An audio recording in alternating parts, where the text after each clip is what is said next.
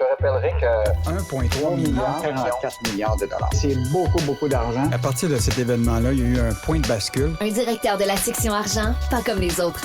Yves Daou.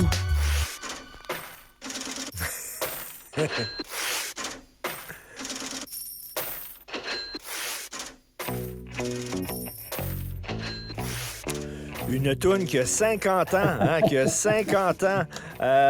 Écoute, il y en a de l'argent fédéral. Il y en a de l'argent. Money! En Show fait, me the money! C'est quoi, Richard? Moi, j'enverrais à M. Trudeau l'additionnel des expressions québécoises.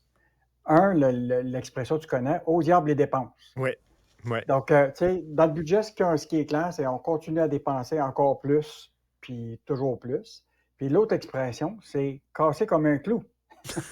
L'idée, c'est qu'on décide de s'endetter davantage, puis écoute, les hausses des frais d'intérêt vont nous coûter vraiment très, très cher. Puis on se croise les doigts, Richard, la deuxième expression. La troisième, que la récession ne sera pas longue, puis que le marché de l'emploi va rester élevé. Ouais. Écoute, c'est trois expressions qu'on devrait envoyer Trudeau. Au diable les dépenses, casser comme un clou, puis on se croise les doigts pour que la récession ne soit pas trop longue. Écoute, on se croise les doigts. Je lis Michel Gérard, là. Des frais d'intérêt sur la dette de 235 milliards de dollars d'ici 2028. Ben, c'est pas compliqué. Pour les exercices allant de 2023 à 2027, là, le cumulatif des 5 déficits va atteindre la somme totale de 131 milliards. Écoute, leur déficit, là, on va avoir augmenté par rapport à l'énoncé qu'ils avaient fait là, de 63 milliards. Et donc là, évidemment, quand tu as des déficits, ben, les déficits finissent par se retrouver dans la dette fédérale. Et là, la dette fédérale va augmenter d'ici 2027 de 66 milliards pour atteindre 1312 milliards. Donc, ça suppose des frais d'intérêt, mon cher ami, de 235 milliards. Essaie d'expliquer ça à tes enfants demain matin s'ils doivent travailler comme ça. C'est-à-dire, tu continues à dépenser, oui. Puis tu te dis, ben écoute, je paierai ça plus tard, mais les intérêts, ça existe. Et là, dans le cas du gouvernement Trudeau, ça n'a pas l'air que ça fonctionne de la même manière.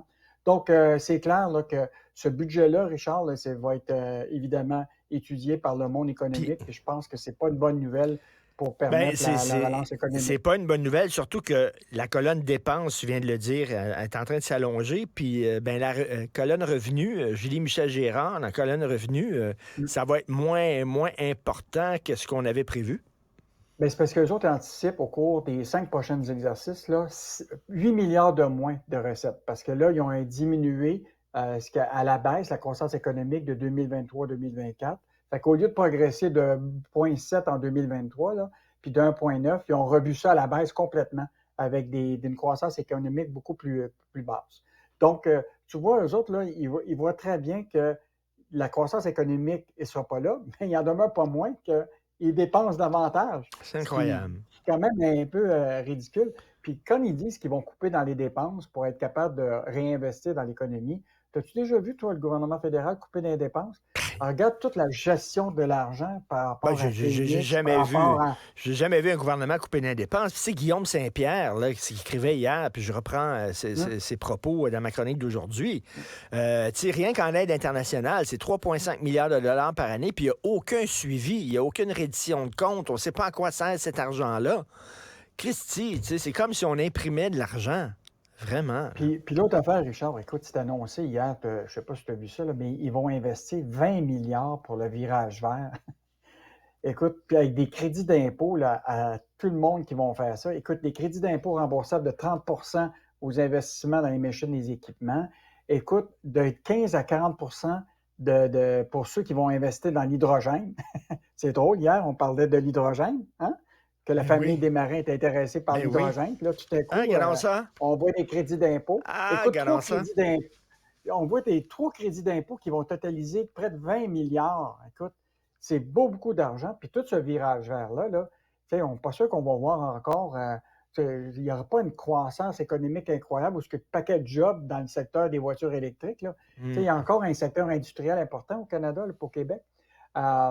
Puis ce qui est encore plus intéressant, c'est que là, le fédéral commence à dépenser des crédits d'impôt dans le domaine des sphères habituelles du gouvernement du Québec. Imagine-toi que Hydro-Québec va pouvoir bénéficier des crédits d'impôt fédéral avec leur virage vert.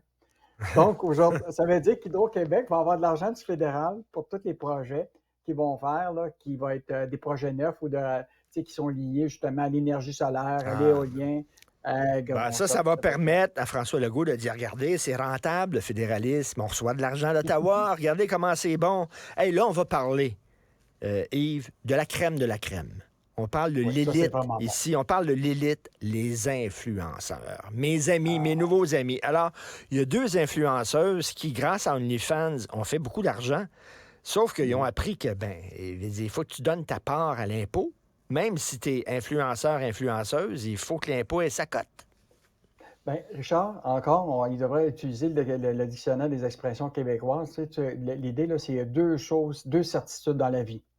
L'impôt et la mort. et eux autres, probablement qu'ils se sont...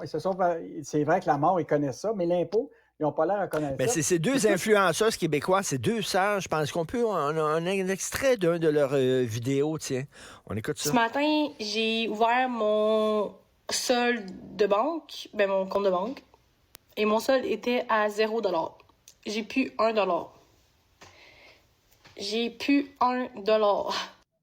Écoute, elle a filmé sa grosse maison qu'elle s'est payée grâce à OnlyFans, puis elle pensait qu'elle, ça passerait inaperçu. Il y a quelqu'un qui a vu ça et qui a dit « Oh, ils font de l'argent, eux autres, là. » Fait qu'on veut notre cote. Richard, je vais juste te dire, juste rapidement, là, avant que j'aille en onde avec toi, j'ai juste regardé au niveau de Revenu Canada, que signifie le statut de travailleur autonome. C'est pas compliqué, tu as une page, ils ont juste à aller à ça, comment ça se fait, mais la réalité, là, c'est que, probablement de ce que je lis, là, c'est qu'eux autres ont fait des déductions pour des rénovations qu'ils ont mis, tu comprends-tu, dans leur déclaration. Puis là, le gouvernement il a dit non, tu ne peux pas avoir des remboursements avec des déductions de rénovation dans ta maison. Parce que les travailleurs autonomes, là, on le sait, là, peuvent déduire toutes sortes de dépenses. Hein? Des dépenses qui sont liées au travail. Puis là, il y a une série de dépenses que tu peux faire, publicité, le cellulaire, l'Internet, tout ça. Mais peut-être que des fois, il y a des gens qui s'étirent un peu, puis ils vont mettre des rénovations de maison, puis et donc, probablement qu'ils se sont retrouvés dans une situation où ils ont demandé des déductions d'impôts, tu comprends-tu? Beaucoup plus larges que prévu. Puis là, Revenu Canada est venu les voir, puis ils ont dit, écoute, malheureusement, là, tu vas devoir payer de l'impôt sur... Et donc, évidemment, fini le monde des licornes, hein, Richard? Ben oui. Non, ça a beau être sur Internet, OnlyFans et tout ça, il faut quand même que tu paies de l'impôt. Mais eux autres se disent peut-être, regarde, toutes les grandes compagnies numériques, digitales, tout ça, ils réussissent à se sauver de l'impôt. Ça va être la même chose pour moi. Non, c'est pas la même chose pour vous.